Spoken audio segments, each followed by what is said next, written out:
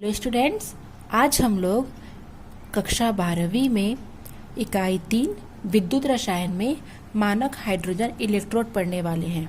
ये एक important topic है और इस टॉपिक के बारे में आपने 11th में पढ़ रखा है।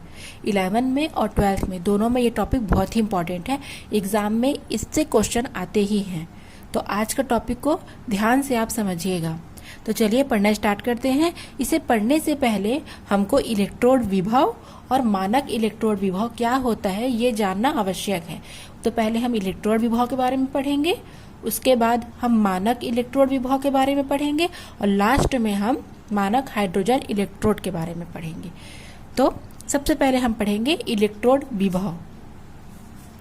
इलेक्ट्रोड विभव क्या होगा?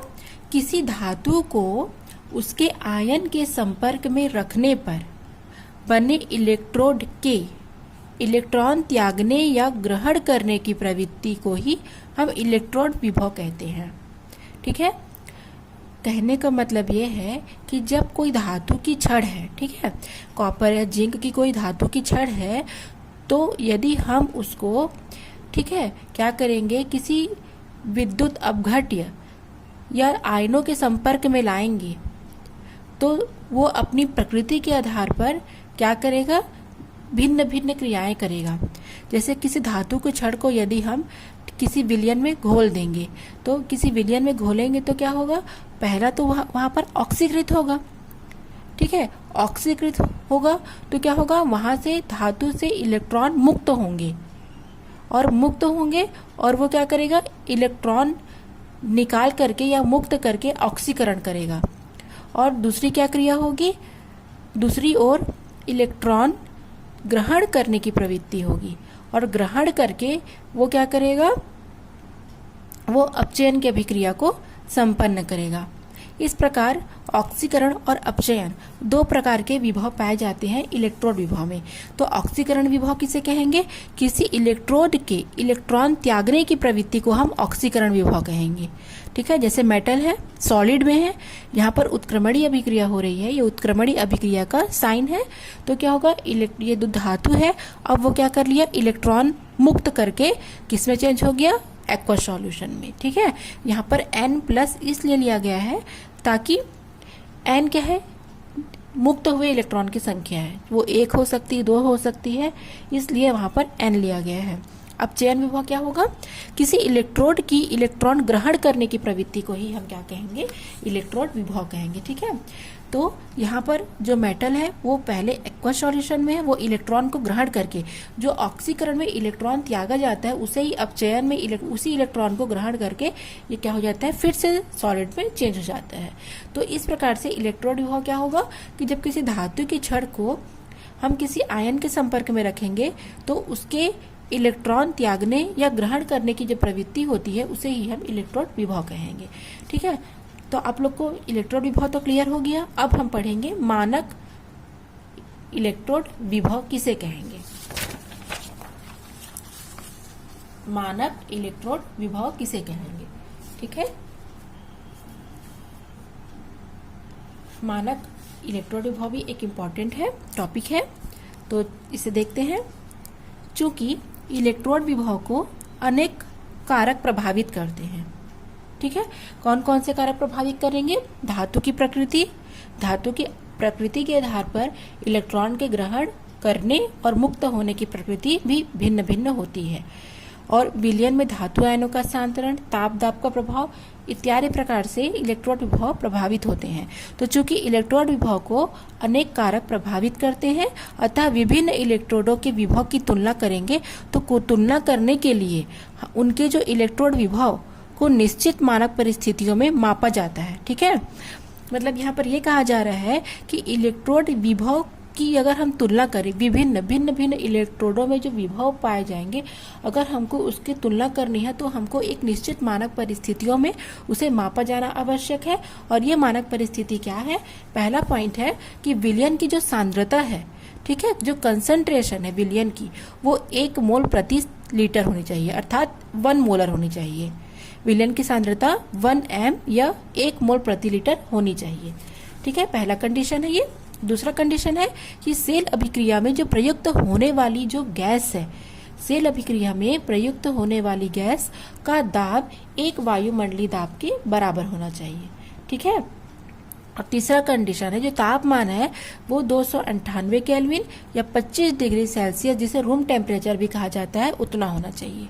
तो विभिन्न इलेक्ट्रोडों के विभव को हम तुलना करेंगे तो उसके लिए हमको 3 कंडीशन आवश्यक है।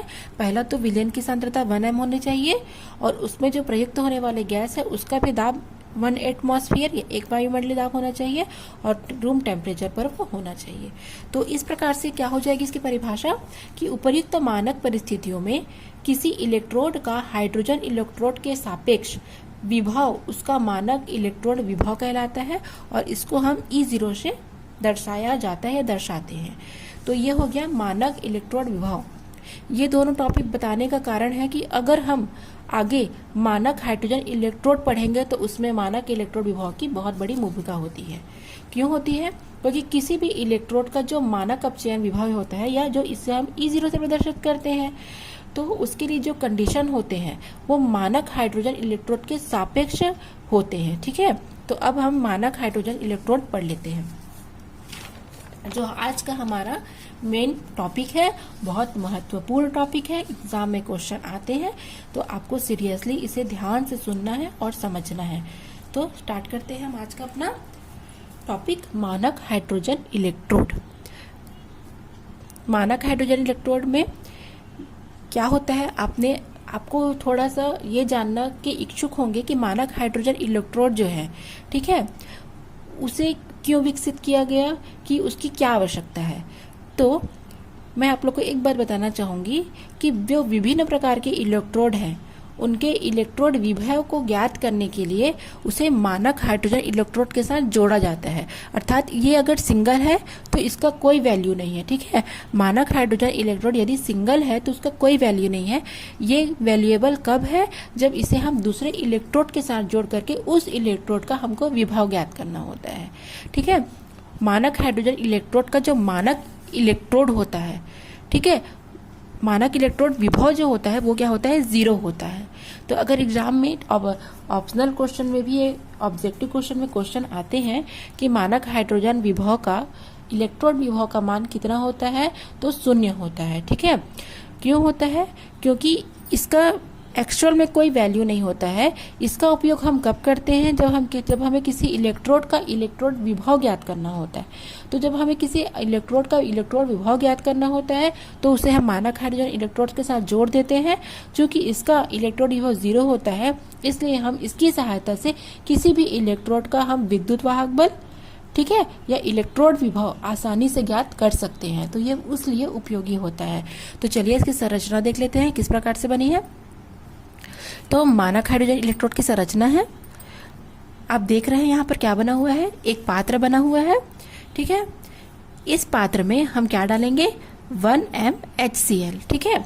इस पात्र में 1 m HCl विलयन लिया जाता है और इस पात्र में एक कांच की, आप देख रहे हो, नली है, एक कांच की नली डूबी है और इस कांच की नली पर ये प्लेटिनम तार की सहायता से एक प्लेटिनम की पत्ती लगी है और ये प्लेटिनम पत्ती किससे कोडित है?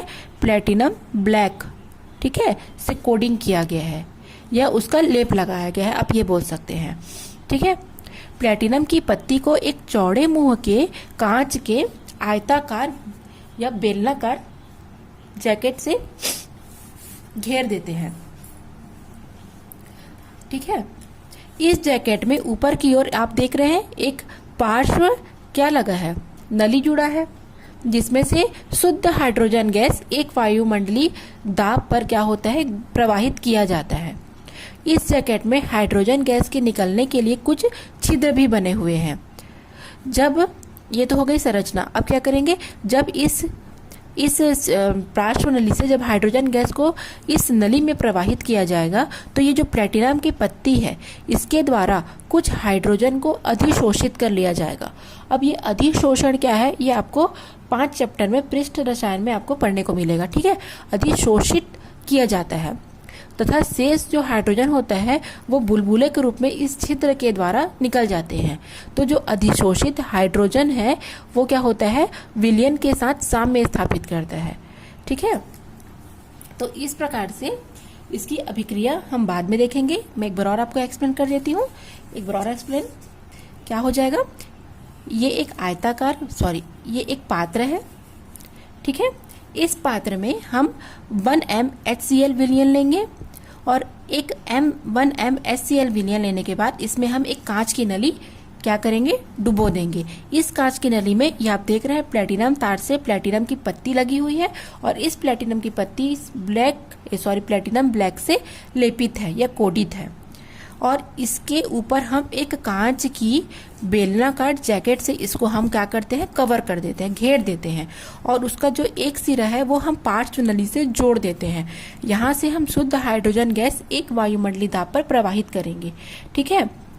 और यहाँ पर कांच का जो ये जैकेट है इसमें कुछ छिद्र दिए गए हैं ताकि वहां से हाइड्रोजन गैस पास हो सके।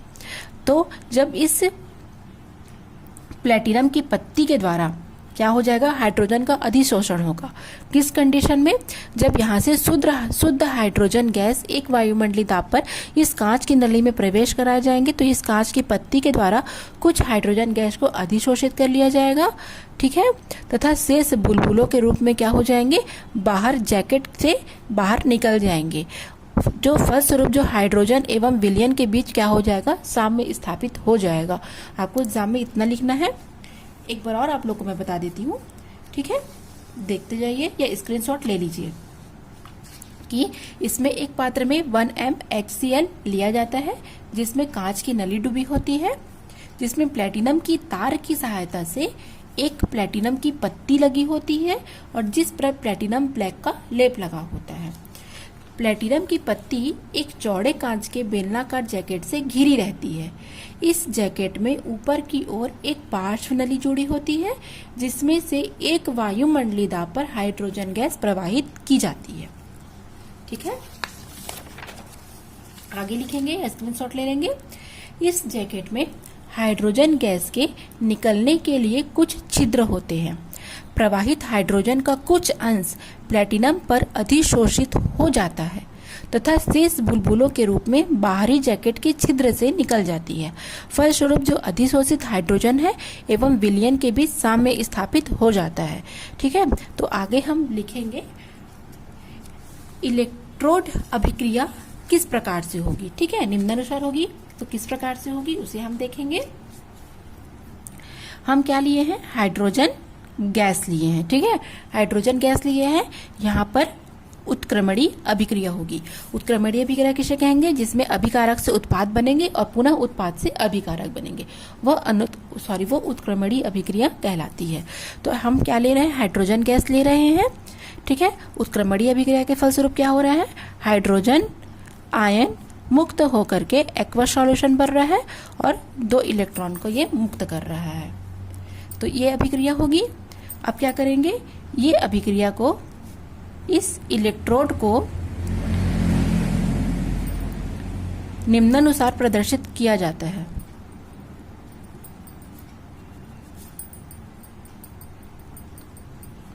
निम्नानुसार प्रदर्शित किया जाता है। कैसे प्रदर्शित करेंगे, अगर हमको इसको लिखना होगा तो हम किस प्रकार से लिखेंगे। हम क्या ले रहे हैं, प्लेटिनम की पत्ती ले रहे हैं, ठीक है, प्लेटिनम की पत्ती ले रहे हैं। तो अगर हमको हाइड्रोजन लिखना है, एक हाइड्रोजन, तो इसको हम हाफ H2 लिख सकते हैं। एक हाइड्रोजन को हाफ H2, क्योंकि 1 हाफ एक H हो जाएगा। तो H2 को इस प्रकार से लिखा जाएगा, गैसीय स्टेट में होगा। और कितना, एक वायुमंडलीय दाब पर। हमने देखा था एक वायुमंडलीय दाब हम क्या कराते हैं, इसमें प्रवाहित कराते हैं। तो अब क्या हो जाएगा, प्लेटिनम की पत्ती एक हाइड्रोजन क्या हो जाएगा, अणु है, ठीक है, कौन से अवस्था में है, यहाँ पर वो गैसीय स्टेट में है, एक वायुमंडलीय दाब पर। तो अभिक्रिया के पश्चात क्या हो जाएगा, वो एक्वस सॉल्यूशन में हो जाएगा। कितना सांद्रता है उसका, 1m सांद्रता, ठीक है। इस प्रकार से लिखेंगे, या इसको हम, ठीक है, या तो आप ये लिखेंगे या इसको हम अपोजिट कर लेंगे। कैसे कर लेंगे, H प्लस एक्वस 1m, ठीक है, 1m हुआ। तो यहाँ पर हाइड्रोजन को क्या लिखेंगे हम, हाफ H2, H हाफ पूरा हो जाएगा। और यहाँ पर क्या हो जाएगा, एक वायुमंडलीय दाब और प्लेटिनम की पत्ती। इस प्रकार से भी लिख सकते हैं हम और इस प्रकार से भी लिख सकते हैं। तो मानक हाइड्रोजन इलेक्ट्रोड एक उत्क्रमणीय अभिक्रिया होती है और जब यह एनोड की तरह कार्य करता है तब इस पर ऑक्सीकरण होता है, तथा जब ये कैथोड की तरह कार्य करता है तब इस पर अपचयन की अभिक्रिया होती है। ठीक है, तो ये आपका आज का टॉपिक कंप्लीट होता है। अगर अच्छा लगा तो प्लीज़ लाइक कीजिए, सब्सक्राइब कीजिए, शेयर कीजिए। Thanks for watching.